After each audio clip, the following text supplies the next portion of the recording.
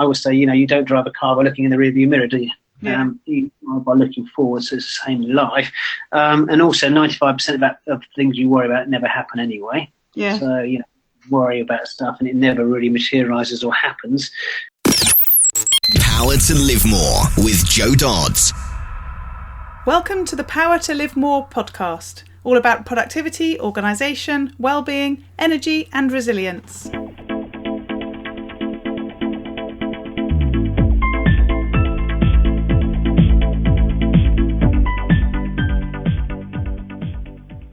I'm Jo Dodds, and I started this show to enable interesting people to share their stories about how they use their power to live more, and by that I mean to do the stuff that they want to do more than the stuff that they need to or should do. It's about creating a life for yourself where you have the energy, health and space to be happy and fulfilled, spending your time as you'd like, whether that be at work, home or somewhere else entirely. That's your choice. Hello, my name is Ellie Dodds and I am co-presenter, and today Joe is interviewing Steve Jones. Joe and Steve met through the Engage for Success movement. They have both been involved since the go live in 2012 in various guises, including Steve being co-chair of the Guru Group in the early days. Steve Jones is a well-known business coach, public speaker, trainer and consultant. Steve is an expert at creating ideas and strategies that build businesses, drive revenue and improve business position and performance. He has a passion for making companies and their products the best in their product category. Steve's unique understanding of leadership and management, team building and motivation in business, coupled with his understanding, drive and enthusiasm, clearly set him aside as an expert. Back to the studio. Today I'm talking with Steve Jones from Skills for Business Training Limited. Hi Steve, thanks for joining me. Hi Joe, thank you for inviting me. Great to have you here. I haven't done one of these for a little while, so I'm quite excited, and I've got a new set of questions as well, so we'll tell everyone you're going to be my guinea pig. I don't mind, that's okay. So start by telling us a bit about you, what you do and where you do it. Okay, so my background was health and fitness management. So I was with Fitness First PLC when we had one club in Bournemouth. I left when we were the largest in the world. We did it in 7 years, so went through massive, fast growth. We were opening a club a week at 1.2 worldwide. I left when it was too much of a corporate for me, and it was more about the shareholder than it was about the customer. I didn't do anything for 6 months. I walked up and down the beach with my Jack Russells, looking a bit like a hobo, wondering what I was going to do next. And then I started to work with a few companies on their growth issues. And then that attracted the attention of a company called Shirlaws, which were an SME specialist growth organisation, so coaching and growth organisation for SMEs. They were coming to the UK from Australia. I worked with them, and their processes, their frameworks and their technology fitted perfectly with Fitness First journey. So I had all the experience and all the frameworks and tools and techniques. But for me, there was something missing. And about 3 years into that journey, I realised that the thing that was missing was how do you, when you have a fast growth business, how do you keep your talent and how do you manage your talent as you go through fast growth? Because a lot of companies lose their talent. So I started to look at leadership and motivation. And that's where we kind of met, Joe, because I got drafted into the Engage for Success scenario with the government task force team because I was doing a lot of work on motivation. So that's kind of where I've got. Now what I do is I work with companies on their culture, their employee engagement and their leadership issues in organisations. And I've got a really smart tool, motivational tool, that helps me understand what motivates staff. So once you understand what motivates people, it's not personality but motivation, why they come to work, you can then work out how to reward them and how to set up an environment where that motivation is matched so the business wins and also the individual wins. So that's me basically. Lovely. And where do you do that? Do you work with your clients in their offices or from home or from an office or a combination of all of that?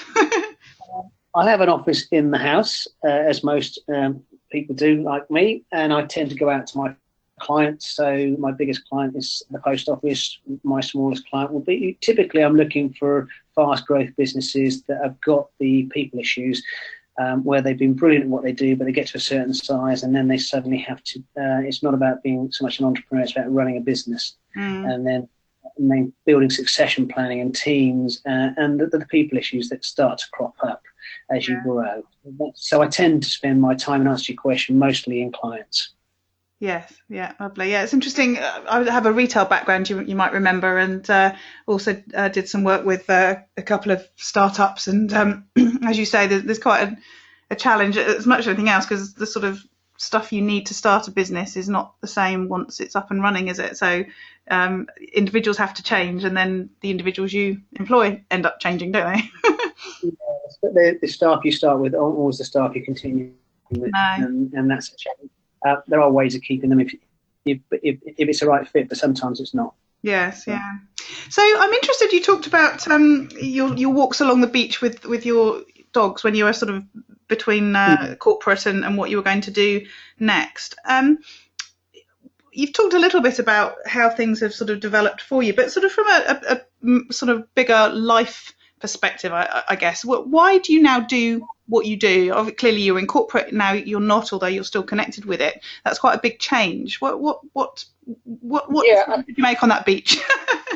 Yes, I think, well, basically, we had such a fast growth business, and we did lose our talent, and I was one of the casualties really when it became too much of a corporate, and it kind of played on my mind. Why do you lose your talent as you grow fast, and what happens? So it was kind of like that. And really, what I see in SME world is business owners do grow their businesses too. You can get to about 40 or 50 staff as an entrepreneur, and you can still manage it, but beyond 50 staff, it starts to become a struggle to know everybody and to manage everybody. And you don't really, we're not good at leadership in the UK. We don't, people don't get put on leadership courses enough.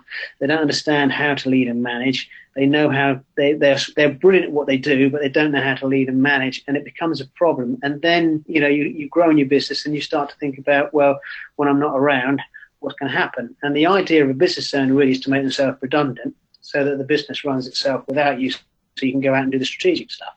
So it's kind of helping business owners get their mindsets right around that and give them tools and techniques for themselves and their leadership teams so that they can manage the business and the staff within it, so they can keep it rather than lose it. And how is your life different now? How's your business and personal life different now? You've got quite a different type of role to how you started out when you were first in the world of work. Yeah, well, when I left Fitness First, I was a little bit lost, I didn't know what I was going to do. And also you suddenly realise you lose your community of friends. You take your friends for granted and all of a sudden they're not there and you become very isolated. So that's the biggest challenge I found working for myself when I first started out, was the isolation and the fact that, you've lost your business title and you're kind of nobody until you make yourself into somebody again. And it's kind of weird. Yeah. So you have those challenges, and then obviously when you start up, it's nobody knows what you do. Everybody thinks you're crazy to be self-employed, and all those issues around, go and get a job. My mum, when are you going to get a proper job? Well, hopefully never, because I want to do this. So it's kind of a strange place. So walking on the beach, I had to grapple with, well, what can I bring to the world? And I had to look back over my history to see what I'd done with Fitness First to kind of work out how I could help people going forwards. It's interesting what you say about the sort of job title thing. I had exactly the same thing. I was an HR director before I started my business, and then not overnight, because I did the two things simultaneously for about a year. But when I left that role, I was then in effect a publisher. That was probably what my job title was, if I was going to have a job title at all. And I remember going to networking events and actually not knowing what to say and not feeling comfortable, because I suddenly felt like I didn't exist anymore, because I wasn't that HR person that I'd been talking about for the last 20 years or whatever. It's really hard, isn't it? It's weird. You have that comfort blanket, and you've got to reposition yourself in the world if you're going to feed yourself. So it's quite a challenge for most people who start a business, and something that they really contemplate. No. So from a sort of a life point of view and sort of prioritising, how does your working sort of day and the shape of what you do, sort of how has it changed now that you work for yourself? Right. Well, every day is different. And luckily I do like variety, so it's just as well, because I could be up at 6 o'clock going to a client and there all day and driving back one day. The other day I could be designing stuff to deliver to clients. Then I could be prospecting, networking. So there's no one day is never the same as the next. And also working hours are a bit different if you're a person like we are. Your hours can vary depending on your requirements on your time. And it's basically, I had to learn how to manage my time efficiently, and remember I had a life outside of work as well. Yeah. I had to be very aware of, because when I first started my business, it was all about designing strategy, working bank holidays, weekends at the cost of potentially my relationship. So, it's about striking that balance and understanding that it's not a 9 to 5 now. It can be different. Was there anything that sort of triggered that understanding for you? Certainly partly where my Power to Live More business came from for me was issues with illness and death in our family, where I realised that, I was working ridiculous hours to set up my businesses and thinking that was what I was going to continue doing, and then had this sort of wake up call which said, well, actually, you're missing out on a lot of life, and actually these people have, that's it, they're not here anymore anyway, so sort of don't waste a lot of time working when you could do things differently. And so I really reshaped my life as a result of it, and my business too. Did you have a trigger for that yourself? I didn't have a trigger for that. I'm not sure I had a trigger, but I had an aha moment when I was working with Shirlaws, the coaching company I talked to you about. They had a very neat model called the red, blue, black model, which basically helps you look at how you work out your time, really, and how you divide your time up if you're going to run a business. Because I'm a business owner like you are, but there's only so many days I can work with clients because I've got to run a business. So they divided it up into three things, basically. They said, first of all, you've got to think in an operational space. So I've got a design strategy to deliver it, and then it ends up with a client and I get paid. So that's basically one strand. But in order to do that, there's a back office element to it, which means I've got to make sure I do the accounts, the VAT, the admin, the invoicing. So that's another part of the business. And then there's the third part of the business, which most business owners don't do because they're wrapped up in the day-to-day, which is thinking strategically, which is how do you go out and position yourself, get pre-sold business, do joint ventures, partnerships. And business owners don't always have the time to do that because they get wrapped up in too much of the operational and back office. Yeah. So then you start to, you can color code, you can take your to-do list and you go, right, where am I spending my time? Is it operations? Is it back office? Or is it strategic? And where should I spend my time? And it's context. And then every piece of paper you touch, every phone call you make, every conversation you have, just color code it, red, blue, or black, red being back office, blue being operations, and black being strategic, just to see where you're spending your time. And then ask yourself, is that best use of your time? Because in true sense, a business owner should organise their business so they're doing a fair bit of strategic work. Now, strategic work could be playing golf, luckily, when you're going around with another business owner who's going to give you your whole year's salary in one hit because you have that meeting of minds on the golf course. Yeah. So if you're not out there, if you're changing light bulbs or loo rolls or actually doing your VAT, you're not going to meet that person. So it's about how do you divide your time up. As a single operator like you and I are, if you took a sheet of paper and there's 31 days in a month and you took out the weekends, you're probably down to about 23, 24 days. Then of those days, how many days are client days? How many of those days are you doing your admin, your back office, and how many of those days are you doing strategic? So you can start to work out how much time you can deliver. And then once you know that, you kind of know how much you need to charge. Because if you can work out in a year how much you need to earn, I take 2 months of the year where I'm not going to earn. So that'll be because of sickness, client cancellations and holidays. So I've got to earn my year's salary in 10 months. If I can only deliver for 12 days per month, then I've got to work out how I earn the money I want to earn in those 12 days. Yeah. Because the rest of the time, I'm actually doing the other stuff that is non-financial, basically. Yeah. So I've got a client who paints their rooms different colours. They have a red, blue, and black room, and they go into their black room for strategy. They go into their blue room to do the delivery type stuff, and they go into their red room to do the admin. I'm not suggesting people do that, but it's kind of how you divide these things up in your mind, so you're not being a busy fool doing things you shouldn't be doing. I love that idea. I keep thinking I have different workstations in the house. I have a desk in the family room as well as in my office, and then obviously, the dining room table or whatever, and coffee shops or whatever. And I keep thinking I must be more structured about working out what I do best in each place so that it becomes a trigger for that particular type of work. And I guess that's what you're saying with the coloured room. Yeah. I mean, people in our situations will go to the coffee shop to get their thinking, or go and sit somewhere where it's away from their normal desk where they can do their thinking. They're gazing. So it's that kind of thing. And looking at your diary, if you're going to go and do operational stuff, you're going to go and do appointments, don't do one, do 5 in a day. Be out all day doing it. Make it work.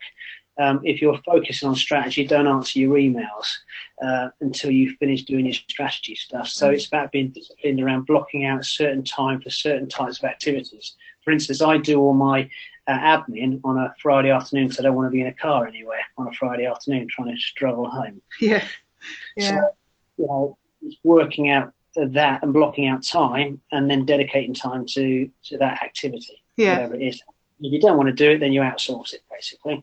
Yeah. And the other thing, get rid of stuff that you're not good at, that's a waste of your time.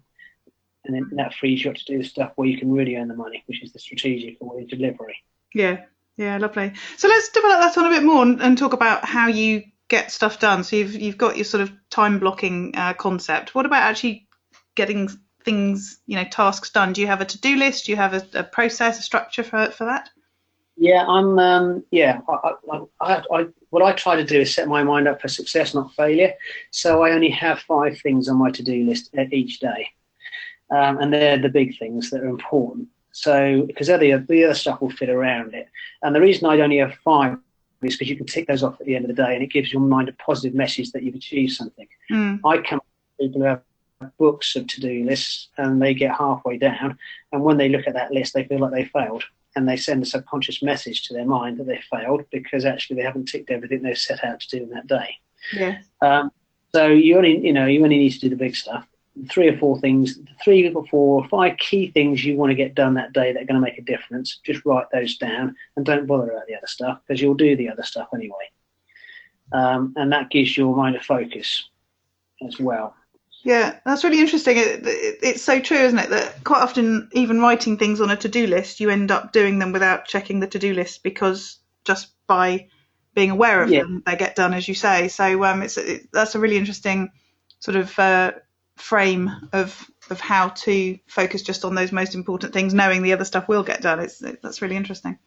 Yeah, well, it's interesting because, I don't know if you know about the reticular activating system in your brain, but it goes and gets you what you write. If you write stuff down, it goes, basically subconscious works on it all day. So if you get your 5 key things you want to do, you'll be focused on those and you'll get those done. And that's the important stuff, and the other stuff will fit around it. If you've got a massive list, it's just overwhelmed for your mind, and you probably, just can't get it all done, and then you lose your way. Yeah, exactly. So what about technology, tools, apps, or even bits of paper? What do you recommend for managing your time, getting things done? Have you got some apps that you use? Yeah, I'm just looking at I wrote some answers down to your questions, and I can't work out where I am now. Let's have a look. Which section is that in? Is it in the This is systemized. This is tools and apps. Yeah. Okay. So, what apps do I use? Well, I do colour code my diary, sadly, to make sure I've got time to do things. I don't really have a lot of systems, to be honest with you, like that. I'm very I'm either delivering. I'm very clear. I'm very contextual in my thinking. I'm either doing strategy, I'm either doing delivery, or I'm doing back office. That's it, really. Do I have any tools? Not sure that I do, really. So you colour code your diary. What diary system do you use? Oh, I just use Outlook or whatever is on my Mac, whatever the version, the iCal, whatever it is. Yeah. I know which days I'm going to be delivering. And you have to change that because if a client suddenly wants you to work with them, then you've got to change. You've got to be adaptable around it. But I know I've got 12 days capacity in a month to do face-to-face with client work, and the rest of it has to fit around it. So I have to be a bit smart around that. And then the other thing that I've started to do, if you get really busy, is I get all those 12 clients in a room in one day, and we do a one-to-many session. So that frees up my diary. So to create more time, I can do one-to-many as well. So that means I can do all of those 12 people in one day and have 11 days free to do other stuff. So there's different ways of just strategically thinking around it. Yes, that sounds good. Yeah. So you talked a bit just a minute ago about outsourcing things that you're not good at or that aren't your thing. Have you got some examples of that? Are there things that you get other people to do because that isn't core to what you do? Yeah, so I outsource my social media because I haven't got a clue about social media. I can do it, but I can do it the Steve Jones way, which isn't very good. So I reckon I don't have that talent. I've just engaged University of Portsmouth to do my. They have projects that their students have to do. Their business students. So I went to see them earlier this week to say, this is what I want you to do. I want you to make me social media friendly and show me how to do that. And we're working on a project with them. So, but I've outsourced my social media anyway to a lady in New Zealand who interviews me once a week, and then she does it all for me. So that way that I don't have to worry. She just gets on and does the stuff.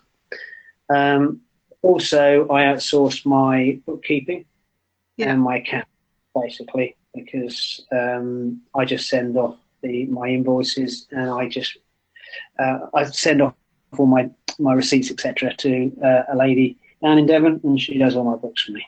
Mm-hmm. So, what I find interesting there is, you've said, did you say New Zealand or Australia? Somewhere that neck of the woods anyway. And you said Devon. It's it doesn't matter now, does it, where people are? No, she rings me up once a week at 7 o'clock. So it's different. That's in the morning for her. It's in the evening for me. Yeah. We have half an hour chat, and then she runs my social media. So, and she does the tweets and the Facebook stuff and the LinkedIn stuff. And we've done that for a couple of years. Who knows what it generates, but actually it's pretty good, and it means she just interviews me and I can get on with other stuff. Yes, yeah, I think that's great. I had somebody doing some stuff for me for a while. My reasoning was less about what you're good at or not good at, because clearly I used to be a social media consultant, so I should be good at it. But I have a real problem with blowing my own trumpet on social media. So I employed somebody to do that for me. So she'd say I was off, to speak at prestigious events and things like that, where I wouldn't tell anybody, but she would tell them. That's a very British thing. We're unsung heroes. We don't like to blow our own trumpets, do we? So no. If someone else does it for you, and then it's less embarrassing. And also, if someone refers you, it's far better for someone else to refer you than to you try and refer yourself, isn't it? Yes, yeah, exactly. So the social media process sounds really sort of easy and set up. What about when you do give stuff to other people to do? Sometimes people really struggle with the idea of sort of either losing control or perhaps not getting things done in the best way, or the way that you would have preferred to have done it yourself, or whatever. I guess, given what you do, that's something that you don't have an issue with. Well, I think you've got to be a bit clever about who you ask to do what, and go on recommendation a lot of the time. Mm-hmm. So I have a leadership program which I get the printing company to print my manuals, and I go and see them, and it's about being clear about expectations of what you expect.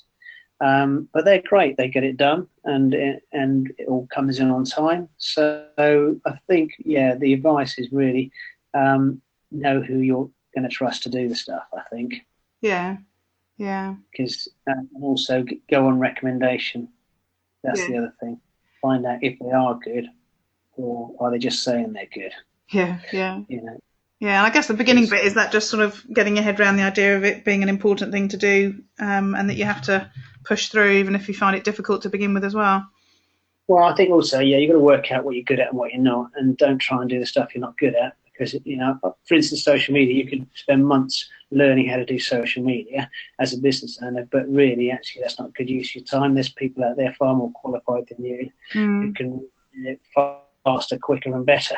And also, you'd have to be around. They'll do it whilst you're not around, and they'll time it to come out at certain times as well. So, why bother trying to learn all that stuff when that's not your core skill? Mm-hmm. And what do you do when there's sort of potential conversation through that? Does she flag that to you so you can get involved, or is it again that you've briefed her sufficiently that she can do that? Yeah, well, that's kind of by osmosis. She's learned who I am and what I am and how I think I've been doing this for 2 or 3 years with her. So kind of knows how I think and sort of responses, but she'll email me and say, how do I, if there's a response required, then I will respond to it basically, and we'll discuss it in the phone call. Basically.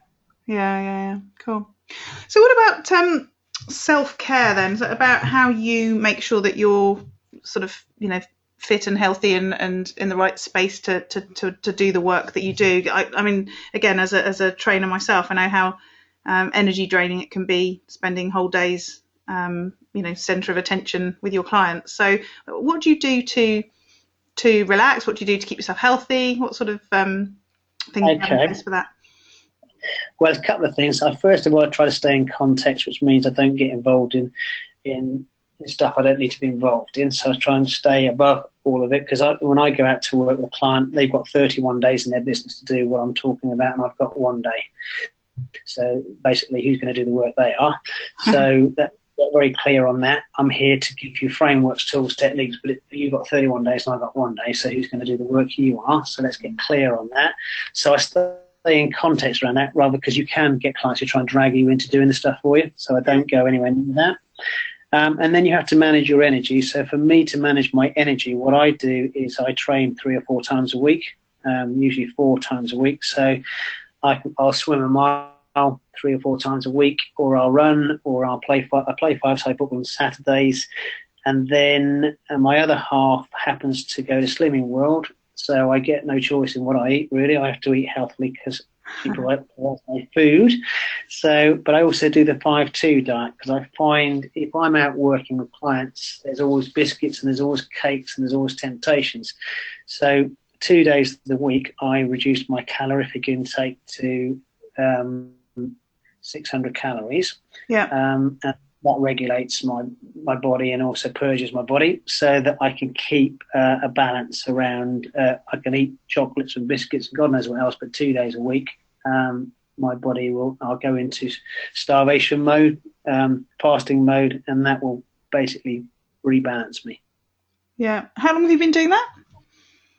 I've been doing that for about 3 or 4 years now. Mm-hmm. I've started to look at the 1-6 diet now, where you do a whole day where you don't eat. Yeah. And that's it, just 1 day a week where you don't eat. So basically it's really easy, because if you have your last meal at 7 o'clock in the evening, you only have to go till 7 o'clock the next day. So that means you only miss really breakfast and lunch.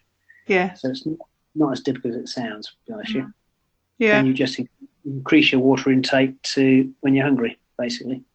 So, and that seems to work for me. Yeah, that's really interesting. It's funny, isn't it? I was away a couple of weeks ago abroad, so it was quite warm and in sort of out of routine, and I probably only had one main meal a day and sort of snacked a bit on nuts and stuff the rest of the time. And it was interesting because I clearly lost a bit of weight, but also I wasn't hungry. And then I've come back home, and obviously it's cold. And, I'm in my home environment, and I'm thinking, I must carry on thinking more mindfully about what I'm eating and when I'm eating it, and, not eating so often and all that sort of stuff. But actually it's really hard now I'm back in my usual environment. It's tough, and I think that's why the 5-2 is so easy, because actually it's only 2 days of the week or 2 days of the week where you've got to worry. Yes. And then all you do is I don't eat breakfast, don't eat lunch, and get to the evening meal, and I've done 24 hours. Yeah. Really.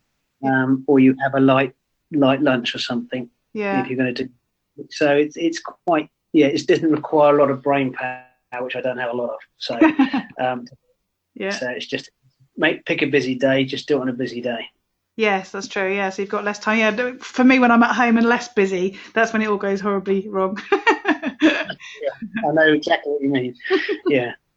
So what about learning and improving yourself? I find that people that I know I think all of the guests that have been on the show spend a lot of time doing that. And I know you do from conversations we've had before. What do you do? How do you make sure that you sort of keep on top of stuff? You develop yourself, you learn the things that you want to learn?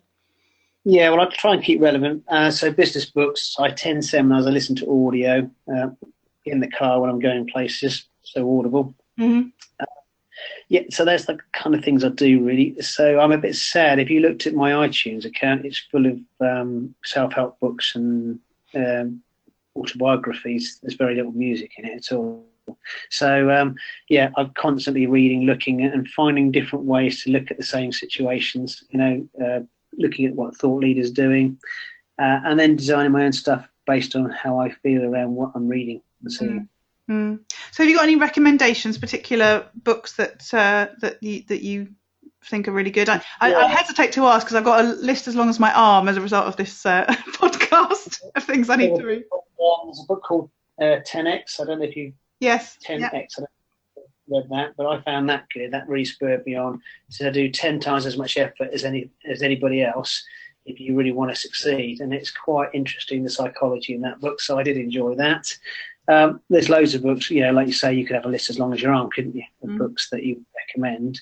But that's the one I'm reading currently, I suppose. So that's probably just leave it there. Otherwise, we'll go into hundreds of books I read.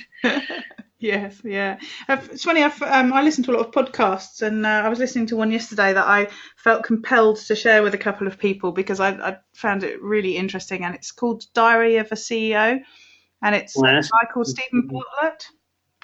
Okay. Somebody recommended it on a podcast I was listening to, so I just sort of downloaded it on spec just to see what it was like. And he's a 25-year-old social media his company's a social media company that grew within a couple of years to 140 employees, I think, something like that. What I'm finding really interesting with it is he literally, it's like a Sunday night thing. He sits on his sofa. He says normally in his boxer shorts, which is probably far too much information. But he makes notes. He makes notes through the week of sort of key learning points, and he's sort of using his podcast as his own self-reflection to help him learn. But actually, he starts it off by saying something like, I hope no one's listening, but if you are, don't tell anyone. But I found it really interesting because it's very varied, but he's been quite honest, and he's talking about his own development, his own reflection. But of course, that's really helpful, as an observer, as a listener as well. So it's definitely one I'd recommend. Yeah, I think that's quite a good way of doing it, isn't it, as well? Being honest, because everybody has challenges. No one has a smooth ride as an SME owner or a small business owner, do they? No, exactly. Yeah, well, it's one of the reasons I started the podcast, so I could ask you a lot of questions that I need the answers to. So it's working well so far. You must people. I'm sure you must get some great ideas. Yeah. So much that comes through, definitely, and in this interview already, the things about the different colours at the beginning I thought was particularly interesting and not something that I'd come across before. So it's really good to do these. So talk a bit about how you keep stuff going. You sound really disciplined to me. Do you have sort of strategies or tips around how you be disciplined, or is it just something that comes naturally to you? So, do you have routines and habits that you create, or are you just a disciplined person? Well, I think I've had to teach myself to be disciplined and to recognise, especially around disappointments. You can get tied up on not winning a contract or not getting a deal that you expected to get, but you just have to learn to move on. As soon as I don't win a contract, it's gone. In my mind, that's gone. Forget about it. Don't even think about it. Just think, if you want to reflect on it, think about if you were in that situation next time, how would you do it better? So how can you learn from that? Okay, and then just move on. And then the other thing is, actually it's about self-responsibility. Your success is down to you. It's not down to other people. So if you think other people will let you down, no, forget about it. It's you that's letting yourself down. Okay, you're relying too much on other people. So learn not to rely on other people. Learn to take more self-responsibility around who you are as a person. And if the buck stops with you, you're just going to get on with it. And the other way to look at it is every day is the start of the rest of your life. So it doesn't matter what's gone before, it's what's coming that you need to worry about and how you deal with it. So you just have a fresh focus each day. And it can be quite liberating if you don't think about the past, but you think about where you're going. So if each day is the first day of the rest of your life, what are you going to do with it? You've got an open book, basically. You can choose which way you're going to go, and you can choose what you're going to do, and you're going to choose who you engage with and who you don't engage with. Mm-hmm. So it's just being clever about your thinking and not getting dragged into disappointments and self-criticism too much. Yeah.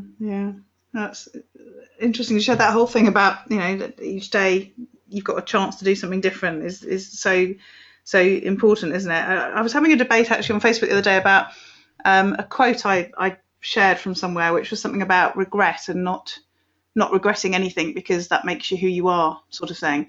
And it was one of those, non-debates, because I think we were both ultimately saying the same thing, because he kept saying, you need to look back on things to be able to do things differently in the future. And I was going, yes, true, but you don't want to dwell on it because, the future's more important. But it was a bit of a ongoing debate. Well, it's yeah. I mean, there's a couple of ways of looking at it. I always say, you don't drive a car by looking in the rearview mirror, do you? Yeah. You drive by looking forward, so it's the same in life. And also, 95% of things you worry about never happen anyway. Yeah. So, worry about stuff and it never really materializes or happens. And then the other thing I wrote down, because I did make some notes to tell you, was think about Edison. He worked out 999 ways not to make a light bulb work. So that was on it, and his 1000th attempt, it worked. So he worked out how you couldn't do it before you could do it. So that's fine. So that was his philosophy. His mindset was, I don't mind how many times I make a mistake, because eventually I'll get it right. Yeah. So don't beat yourself up. So many people just beat themselves up so badly. And the other thing I'd say is, would you let anybody else speak to yourself like you speak to yourself? Your critical voice is beating you up. Would you let anybody else speak like that to you? Probably not. So why'd you do it to yourself? Yeah. And then there's some NLP techniques around that where you can make it a soft, sexy voice, or make it a Minnie Mouse voice, and it has no power. And then it doesn't have the negative impact it could have. There's a guy I'm friends with on Facebook who talks about that sort of self-talk stuff. He talks about it in terms of calling it a script. He does quite a lot around suicide, and says how this stuff happens in your head and you believe it all, and then actually if you step away from it and, as you say, you change the tone of voice or whatever, you realize actually it's just something that's being said. It's not reality. It's not really you. It's just this thing that's going on sort of almost outside of you, isn't it? Yeah, it is. And a belief is only something you habitually tell yourself. That's all a belief is. So just be careful how you speak to yourself. You're right, because it's not. It's just you building it up in your mind to being something that it's not. It's just your and you're building negative perceptions. Yeah, it's interesting. I was talking to a friend the other day, and another friend is forever telling me that I overthink everything. And I was saying this to her, and then I said something about a scenario. I sort of, made a comment, and she went, "Oh my God!" She said, "Talk about overthinking." She said, "It's just what you just said. There's no whys and wherefores behind it. It's just, what you said is the reality, but you've made up this whole story behind it." And I was like, "Oh yeah, maybe I do overthink things." Yeah. You just look at how you speak to yourself, honestly, and if it's not positive, just change the spin on it. Yeah. What would be the opposite? What would be the opposite? Okay. Yeah. You're on the right track there. So it's just basically be mindful of how you've got to stay positive. You've got to stay in the game. So support your mind. Give yourself a chance to succeed. Yeah. So on a day when you end the day knowing that you've had a chance to live more, and by that I always say it's about doing more of the stuff that you want to do, not the stuff that you feel that you should do or whatever. What have you done? What does that day look like for you? Well, I do love public speaking, so I love an audience, which is the lazy way to get your business to succeed, I think. So if I'm in front of 50 people talking or more, then that's 50 sales calls done in an hour, and I can have the rest of the week off. So I like an audience, and I like to have made a difference, and I like to have made some decent money. Those are the kinds of things that, but really making sure, I like it when I can make a difference with people, and it stems right back to my sporting background when I used to coach sports, and now I coach businesses. You can see the shifts and changes, and when you get someone email you to say they've changed their job or their life changed around because of it, there's no better feeling, actually. Yeah. Well, thank you, Steve. We've come to the end of the interview. It's been really enjoyable. I've got some more things to add to my list of strategies and tips to go and investigate. A book to read, at least. So thank you very much. But how can people find out more about you and connect with you? Okay, well, I've got my website is www.skills, SKILLS, and it's for FOR, business training.co.uk. So it's quite a mouthful. So that's www.skills4forbusinesstraining.co.uk, and on there you can find my mobile, you can find my LinkedIn, and you can find my Twitter account and my Facebook. So it's all on there at the top of the page. Lovely, excellent, thank you. Lovely. Thanks, Joe. It's been a real pleasure to talk. All this information is available in the show notes on the website, and that's at powertolivemore.com/ in this case 49. If you listened to last week's show, you may remember me saying that I've recently started a new website at engagementandwellbeing.com to put everything that I do together in one place, and I gave you the link to the podcast on that site last week. And then I've had a think since about confusing matters, and the fact that the podcast will continue to be called Power to Live More made me think that perhaps I should just keep the URL as is so that I don't confuse you. So you can find the show notes at powertolivemore.com/49, and you can also find them on the new URL if you choose to use that instead. But for the purposes of the podcast, I'm going to continue using powertolivemore.com because all of those links are forwarded to the new site anyway. So I'm hoping it'll be less confusing, but I think I'm making it sound more confusing. Anyway, the website is the place to go if you want to find out how I can help you to improve your productivity, organisation, well-being, energy and resilience, your power to live more, and that's to do more of what you want to do. And if you have a specific need to improve your power, you can talk to me about how I can help you, or have a look on the website and see what services I offer on there.